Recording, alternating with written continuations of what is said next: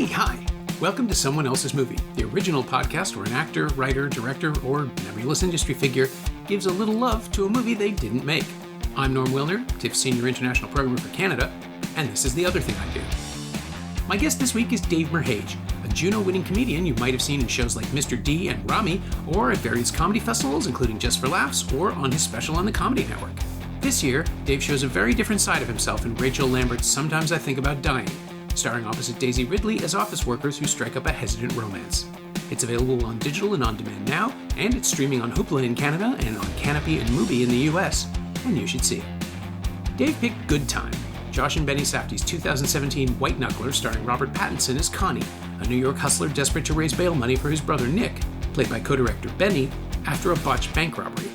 Over the course of one very busy night, Connie will ruin half a dozen lives in the name of his own selfish needs, and he'll be okay with it. The question is, how do you feel about that? This is Someone Else's Movie.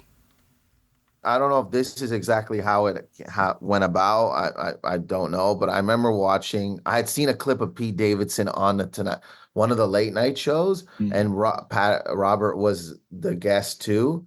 I think he was like sitting next, like when Pete was being interviewed, he was sitting next to him, and he turned to him and he goes, "Man, I want to say I love the movie." And I was like, "Oh, what's this?" So then I kind of like. I was like, oh, what movie? I mean, for him to turn and be like during his interview and be like, hey, man, I really love this. So I kind of went on the internet, obviously, and I looked it up and then I watched it, I believe, at home. And I was like, what a wild ride. I think I saw this and then Uncut Gems, maybe, or the reverse. I can't really remember, but I wasn't really aware of their style of filmmaking. I mean, honestly, I prefer it to Uncut Gems. I think it's sharper and weirdly, like it's meaner, even though it ends different. It doesn't end as harshly as Uncut Gems does. There's something way more like unpleasant and unsettling in this one to me because it's all about a guy who uses his privilege without thinking about it. Like he's never going to be the one who gets arrested. He just keeps getting other people to do shit for him, and you see, and Pattinson's a good enough actor to show us that he's fooling himself too. Like he knows that ultimately he's not doing this for any other reason than just for the thrill. Yeah. He's just like, and then I also was so more intrigued by him as an actor after that. Like I was like, oh wow, this is the level of like, I don't know, that like it was precision. Of like his performance, just everything, like the structure, and it was like you kind of kept you. I don't know. You felt like they captured your emotion because you're on edge. I feel even if you weren't an anxious person, you're the way they directed it and everything they did. It's like that's what I also was like. What was cool about it, like a film. I don't know. I mean, do you like when you go to films? Do you always like do they always bring out a feeling out of good you? Ones, yeah, the good ones always do. Yeah, when that happens, I just think it's so exciting. I mean, I didn't watch it in a theater, but like at home, I was like, when the film was done, I was like, oh, what a ride. Like I actually like, they were able to tap into my emotions. Yeah, I find it so seductive. Like that process of cinema, that thing where you're going to watch someone, my wife calls it bad decision theater. You're going to watch someone screw up over and over again, make the wrong call, and still the movie will demand you to empathize with this idiot and understand what motivates them and how they got to where they got. And she still won't watch. She knows about Uncut Gems. She won't go near it because she's heard like, no, I don't want to see that. That's going to be too much for me. Oh, and now, yeah, I remember that tension. I'm just trying to think at which order I watched them. It was like a different. I don't know. I don't want to sound like I fully know what I'm saying, but is it like a different style of filmmaking they're doing? I think so, yeah. I mean, I compared it, I think, once to like Cassavetes on Meth, where it's just about drilling into the human frailty of these characters. Like their anxiety's part of it, but also like Cassavetes, something like The Killing of a Chinese Bookie, which is basically the same story, almost as Uncut Gems, just in a different milieu. It's about a guy who just continues to do the thing that will destroy him. It's a Yeah. different thing, but it's in New York. It's his world is falling apart. It's an amazing performance from Ben Gazzara, but it's about the desperation and how you keep doubling down and tripling down and quadrupling down, and every time you think you see the way out, you abandon every other plan, and so you never have a plan. And Connie is he's he's a reactive character in that he doesn't actually trigger anything. Like he's not his own inciting incident, but it's through a bunch of agreements. Like he'll just like, yeah, and we can do this. Oh, and we can do this. And Yeah. then all of a sudden the world's on fire. He's holding a can of gasoline and just throwing it around everywhere to see what else happens. Yeah, there was like this kind of like mischievous, sinister, like he just it was like yeah, he just had no it just feels like a guy that would never take any accountability. Yeah. He doesn't need, He's he's kind of never like needed to, right? Like he's always skated. yeah, and it was like his like disregard for all these people and what their consequences would be also was like interesting to see how and it's funny because like last night we watched Dog Day Afternoon. Oh God, that's a good one. I never watched it before. Oh My friend, wow. yeah. So I watched and wow, what a film, man. Like Yeah. Juno, like I was like, Oh why yeah. did I felt bad that I never watched it early. Like I was disappointed in myself. No, no, no, no, no, no. I'm jealous of you that you got to see it for the first time as an adult, right? Like it was always part of my world. And that's the thing. I always tell people this about classics. It doesn't matter when you find them. Like they're waiting for you. It's okay. You will come to the movie when you need to come to it. And oh my God, Dog Day Afternoon never gets old. It's so good. No, it's not. And like watching Pacino in that I mean in that era probably was like he was just my friend Malik, another really funny comedian. We were there like we rewinded the scene where he goes, "Love me," he goes, he does the kiss Yeah. to the cop. Just like that whole sequence of pacing and his how he aware of his space he was, it felt like, and like how he used just like I don't know, it was just it was beautiful, man. And it's like even Robert's performance, I feel like there's that you could see that like just the way he's playing with this character's emotions and just it's yeah, I don't want to say I don't know much about jazz, but when people say it's like jazz, like when a performance is like jazz. Yeah. Well, I wonder if that's because jazz requires the audience to be there, right? Like it doesn't happen in a vacuum. I guess recording studio. It's never just one person. There's always a backing band. There's always a space, right? And with actors, you can absolutely feel when they're in the pocket. And Pattinson and Pacino both. And Dog Day Afternoon is such a really. I mean, like I'm sure the Safdies love it. It feels like a cousin to this movie or a grandfather. Yeah, But because he's Pattinson, kind of like doubling down, right? oh yeah, Like Pacino. very much the same kind Yeah, of thing, and it takes place in this compressed space of time, and it is like it's a guy and his sidekick. It's kind of the same way with Cazale. But what I was thinking of is the way that Pattinson and Pacino both approach that specific part as entertainers. Like they are trying to get the room on board yeah. as everything So goes wrong.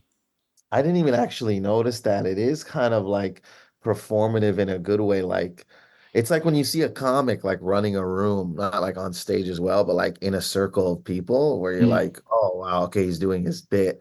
But that's what it felt like. Yeah, because he's even when there's a part in where Pacino's playing with the gun, he's showing that lady just doing Yeah, I was and the monologues were so like just both even and then like that in Good Time like what was the guy there was a guy um that was like not an actor, he was like a real guy and put him in the movie. oh, Buddy Duress, the friend of the Safdies, who was in their first two films. Yeah, he was. Yes, what is It's kind His of a story, like it's a really sad story. He died last year. If we're talking about the that's same right. Yeah, person, yeah, yeah.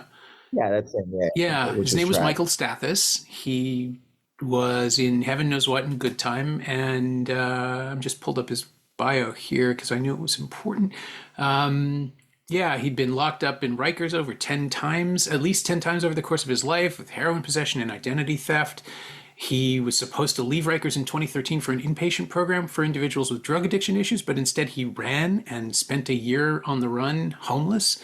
That's when he met Ariel Holmes, who was the star of Heaven Knows What, and she brought him to Josh Safdie, and then they shot the movie, and the police apprehended him again. And then he went. When he was released, he came in and came out and did Good Time, and they would have cast him in Uncut Gems, but he was in prison in 2019 when they shot the film. They were gonna cast him in that one. I'm just looking at like, I mean, now I feel like I'm letting the movie world that I have to. I've never seen Heaven Knows What. Oh, it's good. It's out there. He was in the. I It's didn't their realize. first one. This is their first, not their first. Like this It was is. their first feature. Yeah, I Oh think. wow! I'm pretty sure. And he plays. What did he play? But like, He plays a drug dealer. He plays it wasn't Scully. There are a couple of characters. He's a he's a friend of Harley, who's the lead, Ariel Holmes character. She's a oh heroin wow. addict without a place to stay.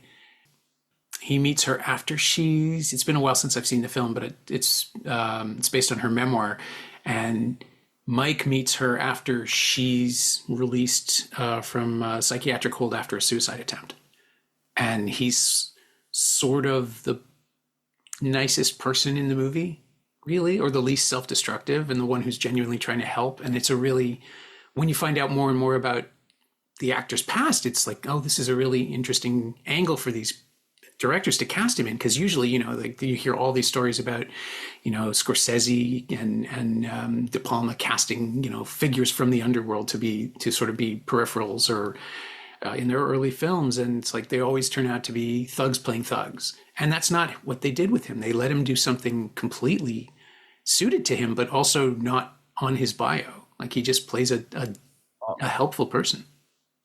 Wow, and this is like this movie looks stylistically looks like so this is the one that put them on. Like Heaven this is knows the what. one that Yeah, yeah, like they got into the public eye this way. yeah. I think it played And Buddy, Sundance. that's amazing. And Buddy was so they would cast him in these films and he wasn't even a trained actor. He was just even his scene was like just like first I thought he was an actor and then Yeah, after I some mean, by that point he was right, and Ray, and it makes it even harder to watch now, knowing what happens to Ray in the film. That Buddy, the actor, I keep wanting to use his real name, but yeah, Buddy, Mike. That's right, his real name was Michael. He's not around anymore, but yeah, apparently he was found dead after a cardiac arrest last fall, and it took until February for the news to break. oh and that's from probably like Just says died at his residence in Astoria. No oh further wow. information. And you think like casting, I mean, it gives you such a I'm always interested when you cast somebody like in a sense where they don't have like acting experience, but they have real life experience Mm-hmm. and what that like what it adds to the film then. Are they like I mean, I've heard of other directors doing that as well, but I felt like they were the first ones I heard that were doing that in a sense. Maybe the first time in a while, but there are. I mean, the lead of Heaven Knows What. It's based on her novel. She or her memoir basically lived it. So they're dealing with. Oh, They're and sort she of playing oh with the line between fiction, autofiction, and docudrama. But their approach, I think, is what makes it so special. In that they really aren't making morality plays. Like they're not trying to make us feel bad for people. They just want to put us in people's heads and ride along with them. oh yeah, that's yeah. I mean, good that you yeah, now that makes sense to me even with good time. Like just like I was put in that person's head. It never felt like I was they were trying to prove a point to me. Like obviously, in film when they're trying to like button it almost. Mm. like, but this is like not a happy ending. Yeah, there was like no happy ending. It's just like that's what it is. Just this is what it is. It's like sometimes life is just gonna operate that way. And I think as a you get used to, I guess, movies like since I was a kid, they button it. You know what I mean? Where I was like, I gotta tie all loose ends here Yeah, yeah, and, yeah. and give a message, and but like I mean that format I feel kind of changed a little bit with these kind of films where it was like, this is the journey, this is what's inside this head, even though this person is a like traditionally this would be an evil, wrong person, you kind of can have empathy with them because they're portraying like a real life situation, I guess, Yeah, I like mean, that. we could run into Connie outside. Like he's not a moral lesson for us to take away and not trust other people. But like if you don't know that going in, the film's not going to help you. But but you do get a sense of the why of him, of Connie. And the Yeah. title, I remember seeing it. We saw it in this little. It was in the Varsity 7, the little dinky screening room next to the Hey, I big know that Varsity 8. one. You know it, right? Yeah, So it's the yeah. smallest room in the house.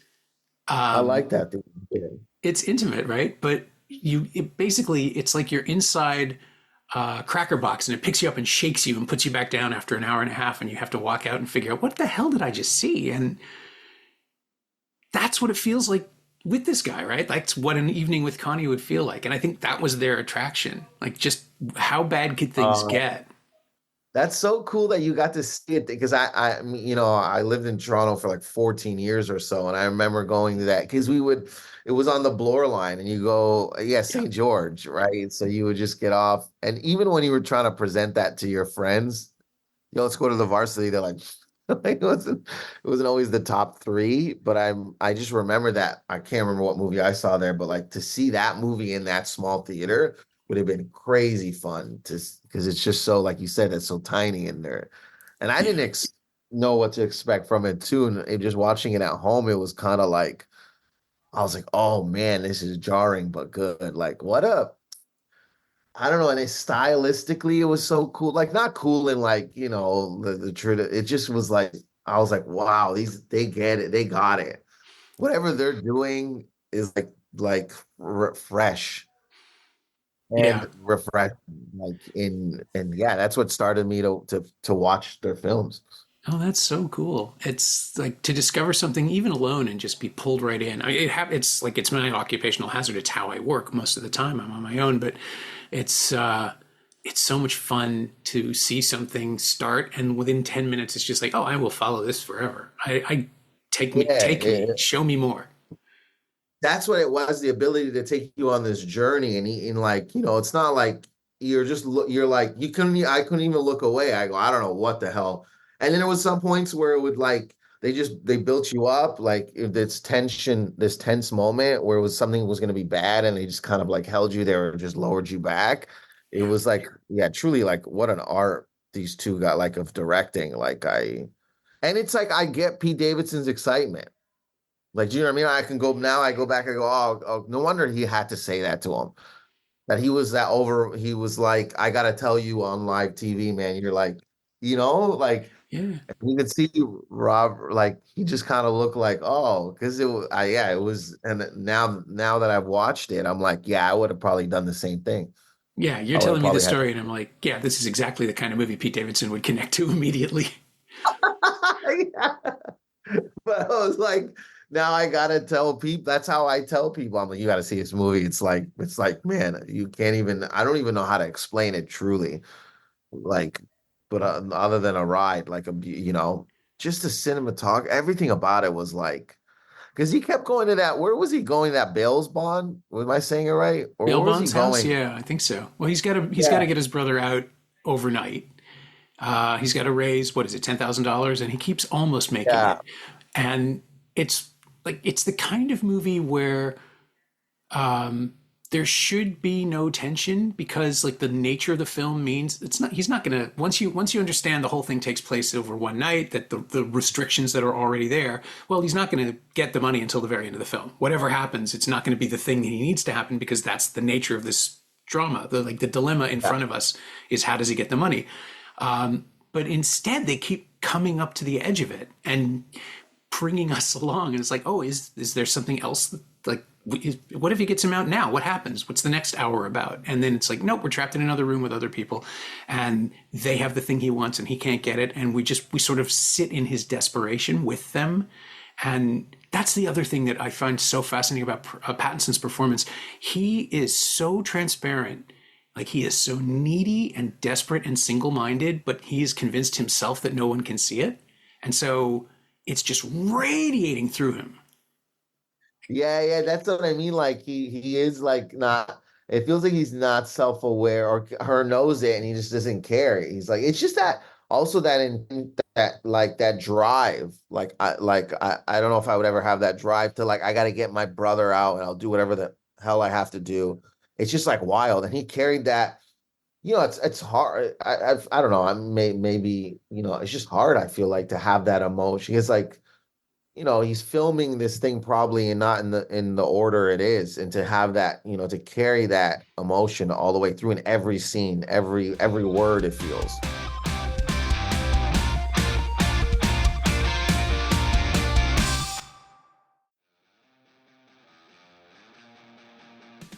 Hey, it's Norm interrupting my own show to bring you up to speed on Shiny Things, my newsletter about physical media, culture, and the odd streaming project. Last week, I wrote about the new 4K upgrades of American Gigolo and Mute Witness from Arrow Video, Warner's 40th anniversary release of Purple Rain, and Paramount's 25th anniversary edition of South Park, Bigger, Longer, and Uncut. Sign up for a 14-day free trial at shiny-things.ghost.io or find a link at the Semcast Blue Sky account. You like reading about movies? I still like writing about them. Come check it out. You mentioned earlier that you hadn't seen a movie like this, and I think it arrives at just this exact point where sort of the new American indie revolution of the mid 2000s, when digital tools were suddenly available to anybody and people could just flex and try and do whatever they could stylistically. And they spent 10 years getting there, because I completely screwed this up. This was actually their fifth feature, their fourth dramatic feature. They made a documentary in the middle of it about Lenny Cook, a basketball player that played at Tribeca at 2013. I just pulled this up to double check, because I thought they were just the writers and producers on The Pleasure in Being Robbed and Daddy Longlegs, but they actually did direct them. So they'd been refining this from the mumblecore days. They were working with an actor who was also a co-writer named Ronald Bronstein, who was the lead in Daddy Longlegs. And for some reason, my brain always says, no, he made that movie. But they directed it. And it was this tiny little film about a projectionist going through some stuff. I think it's out on Criterion now, finally. But that part of the movement, the mumblecore movement that started in the mid-2000s, they came out of that. And so they've just kept on refining their style, and gradually they pull in movie stars now, they pull in more money, they can shoot in a more sophisticated way, but they really only want to tell the stories like that, where you're right there in the middle of the action and they're holding your head under. You don't even get to breathe in their films, which is, I think, why they're so successful. Well, and Daddy Longlegs, I'm looking here, was like their second feature. And it's a documentary? No, that one's it's sort of a comedy. It's a drama. It's about a guy just trying to connect to his kids after not seeing them for a while, and he's terrible at it. But it's not quite the same level of... it is the same level of bad decision theater. Like, there's this scene where Bronstein's character tries to play this game with their kids where he stands on their stomachs to see how much pressure they can take, because he says it'll be fun, and you're sitting there in the theater ready to get to your feet and call child services yourself. Oh wow. So this is like, you're saying and the actors, I'm trying to see the actors in it. It doesn't show me. Okay. Not a lot of people. That's like the director Abel Ferrara has a small part, which even then, this is the guy who made Bad Lieutenant, and it's kind of letting you know that they have their blessing.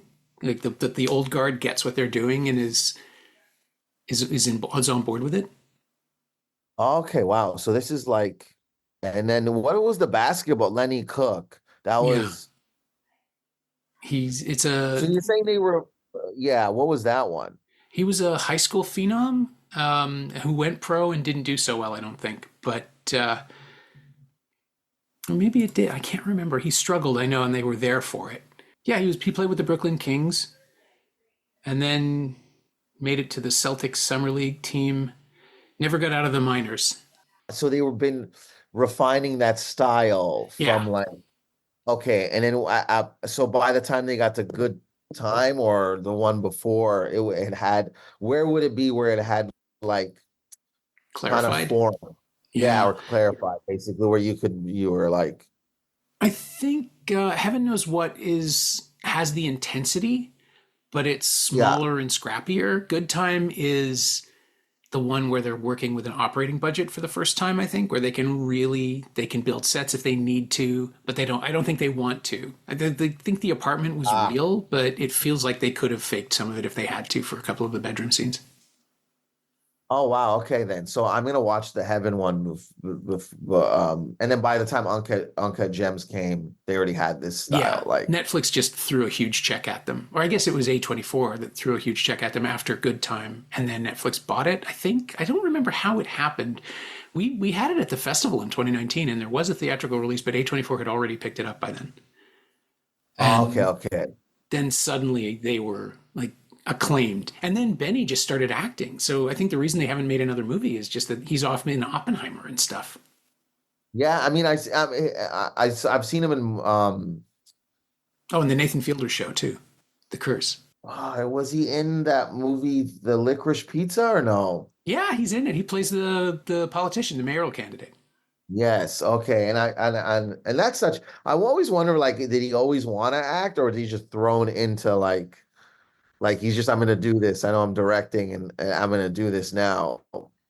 I want to say he he has the feel of somebody like he's so distinctive looking too. Like you want to Yeah. like I'm sure people were just saying, "Hey, do you act? Like could you?" Because he has the role in Good Time where he's clearly not playing himself, and that gives you a sense of what else he can do. And so I think the offers just started rolling. Yeah, which was so like sick to see because I'll and did doesn't he crash into that glass Yeah, or what was that? yeah. I mean, that first 10 minutes of a movie, that's commitment, right? The director is putting himself through a plate glass window. That's what I think drew me to this thing even more. Where I was like the opening of like it was one of the like what like I was like what the hell what's happening? Like that was like such a great intro to a film. It's like this. I don't know if I'm not comparing it by any means, but there's a Hype Williams directed. Why am I? It's like slipping my mind right now. Nas was in it in DMX. I don't know. I don't know. Belly, the movie Oh, yeah, yeah. Belly. Hype Williams film. And then the beginning of it, they're coming to the nightclub to rob it, and it was like one of the best openings I've seen in a film. Just the way, because like and also hype like like it felt like a hype music video, but like just the colors they were like in the cinematography and like just they had like their eyes were like they were in the nightclub. I don't know if you remember seeing it. And they were like they were lit up from the not the strobe lights, but the fluorescent Yeah, lights. like the So their Dayglow eyes UV like thing going on. yeah, and then it cut to like just normal. It cut to real like, and it was like beautiful. I was like, whoa. And I just always thought I was like, what a way to start off your film. And then I see this and I was like, well, what a fucking anxiety ridden just rush of an intro of a film. And I was like, this is, I want to support it. It's a great way to show people what they're in for, too. Like, if this is how it starts, it's only going to escalate. And you just sit there strapped Yeah. in, squirming. It's funny what like how people enjoy, like I know obviously humans are complicated, but how they enjoy pacing of films. Like you'll talk to Mm. some person that goes, man, I watched it, but it gave me too much anxiety, so I don't like it.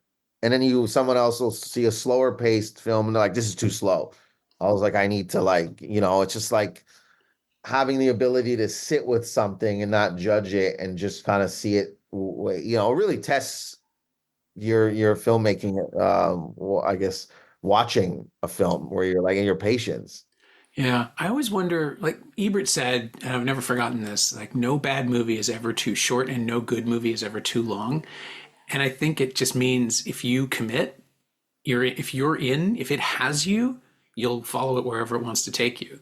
And that's why it's like I love, going to the theaters. Obviously, so I know there's like, with streaming and there's not this battle, I want to say, and then people are like, no, theaters are still alive and well, but it's just like something about Yeah, when you hear somebody go, "Oh, is it on streaming?" It's just like, man, why would you do yourself a disservice and not go to the theater? Because like, good time in a theater would have been so fun. Yeah, there is nothing like the experience of their movies specifically. Like I watched Good Time with maybe 40 people. It wasn't a full house, but if 40 people in a small room, all of us just going, and just like pulled into it. And then they make Uncut Gems, and I saw that in a really crowded screening because it was a festival picture and everybody was excited. Word of mouth had already followed it in. And so it's a packed house of people who are all just sitting there, like having their lower lip pulled all the way to the screen by the tension, just slowly, but you feel like you're part of the orchestra, not the audience in their movies, Yeah. right? Like the movie is working you as much as it is the characters. Oh yeah, that's I wish I yeah, that's how I could that's how I'd explain it. Yeah, I was like I felt like I was when I was done, I was like, man, I thought I was part of it. Like I was with them trying to convince people. Yeah, I would go Like, along with that guy. I mean, it would be yeah, absolutely a disaster, and it would not, you yourself would not get anything you wanted, but as long as you survived, you'd probably have a good story. And that's how Connie definitely. sees it, right? Like that's his pitch to you, to the audience, to the characters. Come along with me, I know what I'm doing. And he fucking doesn't at all. That's why, and it's funny. I saw Dog Day Afternoon last night because it felt like the whole time I'm like, it didn't feel like Pacino knew what the hell he was doing as a bank robber. I was like, this guy does not know. And Don Cazell, like, I was telling my friends, I was like, he was looking at him the whole time, like, man, I don't even believe you anymore.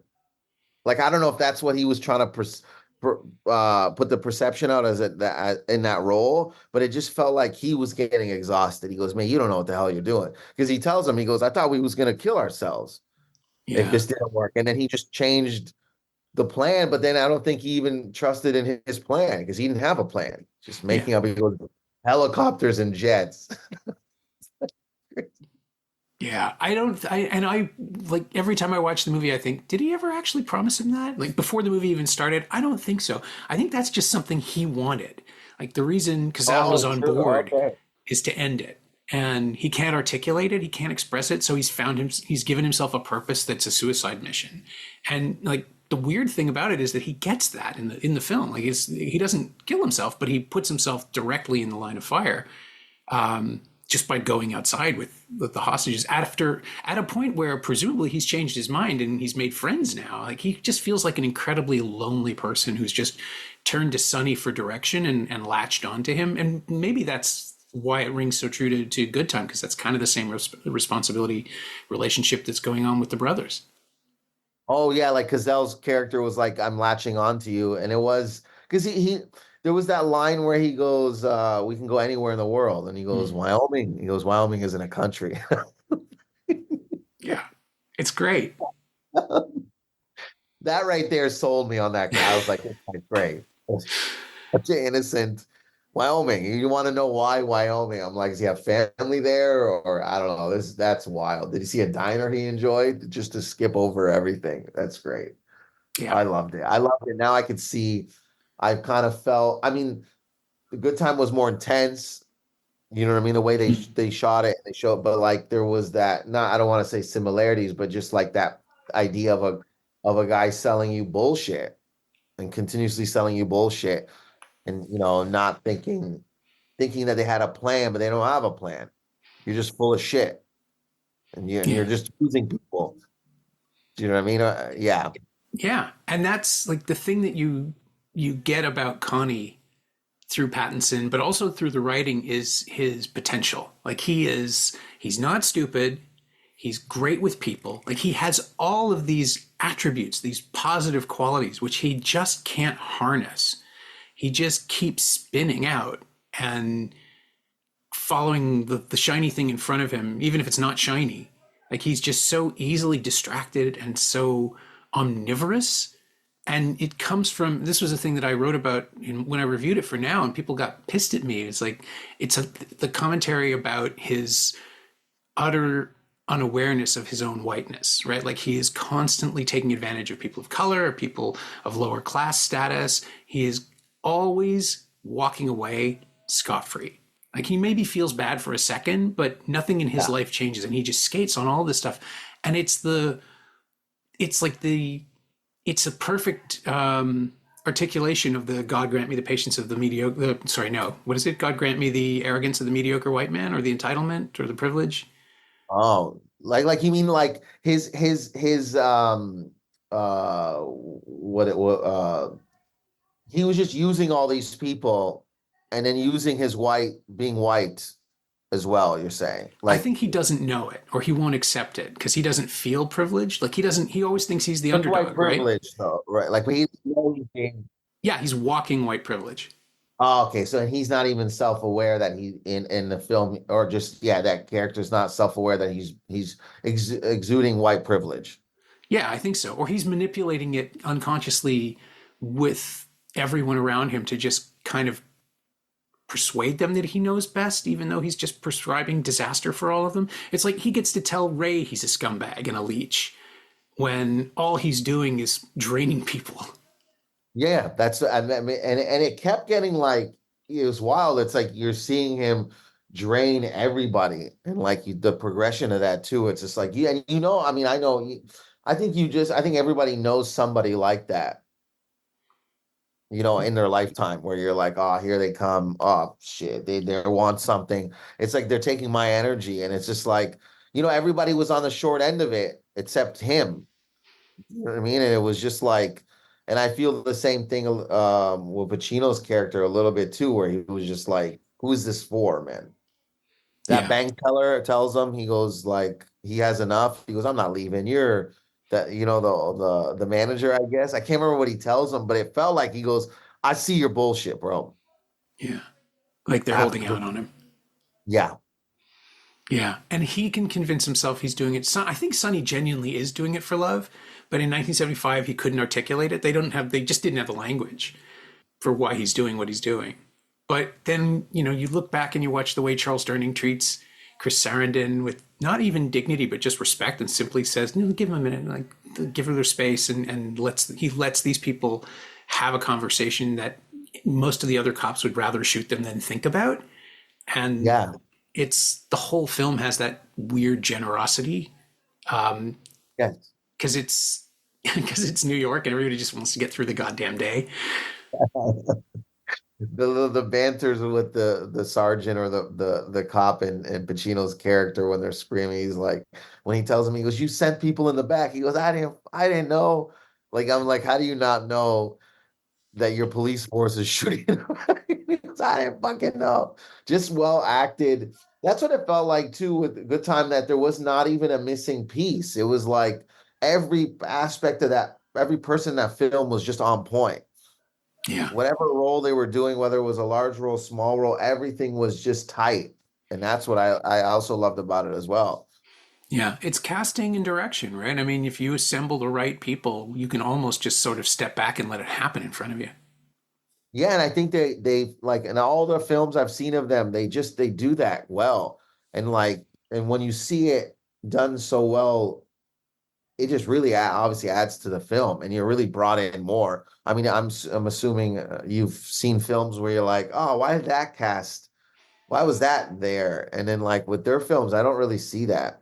I see it always like it's just like every I mean in Uncut Gems they had what's his name? What's the basketball player Garnett? He Yeah, was yeah, acting. Kevin Garnett. And I was like, "Man, he's holding it down." It's like great. Yeah, he gets to be a meme, right? Like that circulating, why Yeah. did you show it to me if I couldn't have it? That's something you don't forget. And No. yeah, they're just that's again, I can't wait to see them make another movie, and I want Benny to stop acting for other people for a while and just get back to his own thing. But I saw something that they were doing something. Maybe not together, but one of the brothers was filming something or prepping for something. Maybe Okay.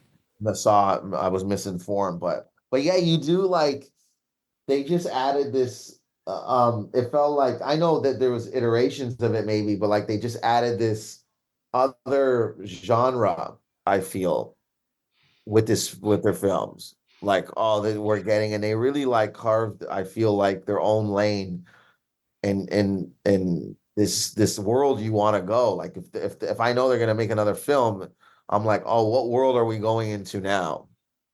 Yeah, And I just really like that. they were weirdly enough, they were attached to a remake of 48 Hours for a while. Just Oh, before Uncut Gems got rolling, Paramount had them like set up to do it, and then I think it was Josh. One of them had said in an interview somewhere that it's going to be a different thing. They're still making the film, but it's going to be something else. And it's like, what oh wow. I want, like, Good Time practically feels like 48 Hours, except that the only character is the Eddie Murphy character, now played by Pattinson. Like, he's just running Yeah. around on his own without any supervision.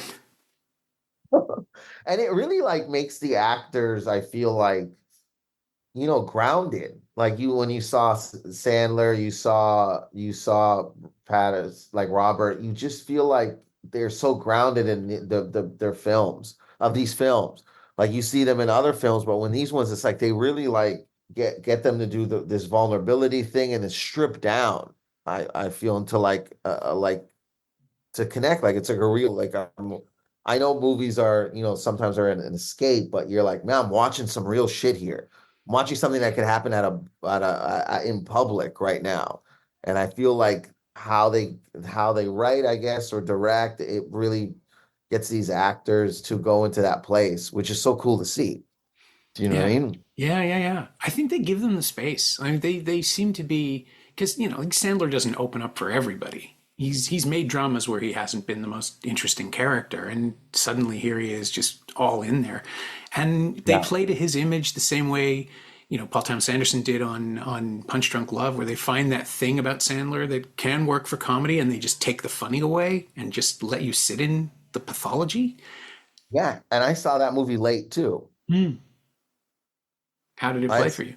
I mean, I saw it because, Rachel from sometimes was like, before we filmed, she's like, have you seen, you should watch this film. And I was like, oh, I've never seen it. And then she's like, I think you should watch it before filming. And I remember now being like, wow, I'm good. I'm glad I saw it because, it not, it helped mold, but I was like, oh, like just the way he was playing it. And then, Sandler as a comedic actor and comic, to go, like you said, it's stripped down and it's just like he's just playing off his vulnerabilities. It was it was very helpful Oh, seeing was that there film. anything else that she wanted you to watch for the character? It seems like a gateway drug, sort of, to some other stuff. I mean, I can't remember now. There was like she would send me like, like inspirations of like where she was coming from film wise, like clips. I Hmm. remember of and but like that was the main one that I remember. I was like, oh, and I watched it when I was in Vancouver. I was like, I gotta, and then it opened up, one of the what's the one with Jim Carrey? The Spotless Mind. Oh, Eternal Sunshine. Yeah.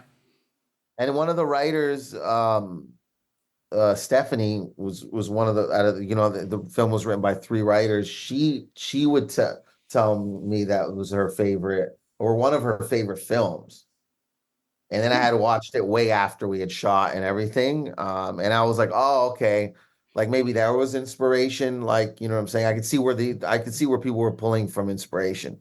And I was like, oh, this is a good move. That film was amazing. And Jim, it was always something I always wanted to go from stand up. I always wanted to do stand up, and stand up would be the gateway, I guess, to acting. Hmm. So I looked at people like Carey and like as his ability to be such a brilliant comedic performer, and then he's over here doing this was just such a inspiration. Yeah, he's a remarkable actor and a really fascinating one, because it seemed like he spent a whole chunk of the 90s trying to get people to love him on camera. Like, there's a neediness to some of his film. He even does it at the beginning of Dumb and Dumber, where he's like, I'm tired of not having anybody. And then once he just put it aside and started acting, like disappearing, losing himself, he becomes so much richer and so much more interesting. I think he had to make Man on the Moon first, Oh yeah, yeah, yeah. right? I told you. Yeah, because you see, it was Ace Ventura, Mask, Dumb and Dumber. I get Yeah. it now too, that you said that. I didn't even catch that, but I was like, yeah, there is this very like, look how funny I am. Look how funny and zany I am. And then when he grounded himself in those, yeah, and Man on the Moon is like, we were talking about that one last night too, and that's like, man, he was in that. and able to protect. And it just made me more so hyped about Kaufman, like to gather information about that and his brilliance. Oh yeah, he was fascinating. And I wonder if it's a Canadian thing, right? Where if people from the States tell us they love us, we don't trust them. Like we're not sure they're really right. No, yeah, there is truth to that because there is like, yeah, you don't trust. I mean, yeah, there is. Yeah, I never heard it that way, but yeah, you're like, not that there's a suspiciousness with the like Canadians versus Americans, but like we're aware. I feel we're more self-aware about like not that their country than they are about ours. Definitely, I Oh yeah. think. Oh yeah. Like this, Definitely. and it's like I try to explain it. It's like the brother looking at the other brother, going like, "Man, I wouldn't do that." Right? Yeah. It's such, and then the American is the wild one, the wild brother that's just like, ah, man, I will put that lamp down, dude. I wouldn't like, not that Canadians are like weak or anything. It's just like more of like a caution. It's like, hey, Yeah. We're thoughtful. We don't like the property damage. no, we don't. So there could be that thing of like, oh man, do we trust them? Like, do we trust that So yeah, I could see that. I know that it's sort of an awkward question because it doesn't really line up with anything. And sometimes I think about dying, but is there anything from Good Time?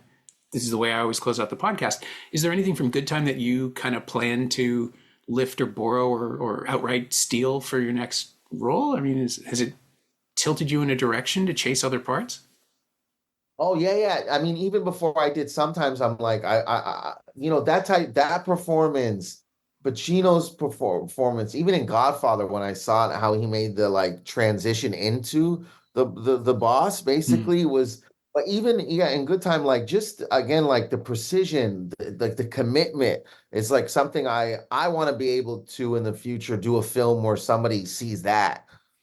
Like I just want to get that good. Like it's just amazing how again like he's in it and he's made me believe and he's pulled me in and I'm on the ride. That's for sure. I would love to get to a level where I can perform just as good as that.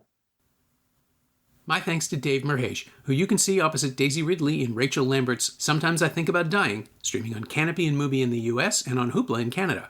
And you should check out Rachel's Semcast on Midnight Cowboy if you haven't heard that one. Thanks also to Damian Nelson. She knows what she did. You can find Dave on Instagram at Dave Merhege, all one word, and you can find Good Time streaming on Plex and Pluto TV in Canada and on Max, Canopy, and Showtime in the US. It's also available to rent or buy on various VOD services across America. You can find me on Blue Sky at Norm Wilner, and you can find this podcast there at Semcast, S-E-M-Cast, and on the web at someoneelsesmovie.com. The first year of the show is still available for just $20 at payhip.com/semcast. That's the first 52 episodes of Someone Else's Movie, 44 of which aren't currently available anywhere else. And check out my newsletter, Shiny Things, at shiny-things.ghost.io. I think you'll enjoy it. Our theme song is by The Last Year. If you like it, or the show in general, please say so. Leave a review wherever you've been listening. Every little bit helps, it truly does. And check out the other shows on the Frequency Podcast Network while you're doing that. Stay safe, watch movies, wear a mask if you go out, get the new booster when you can. I'll see you next week.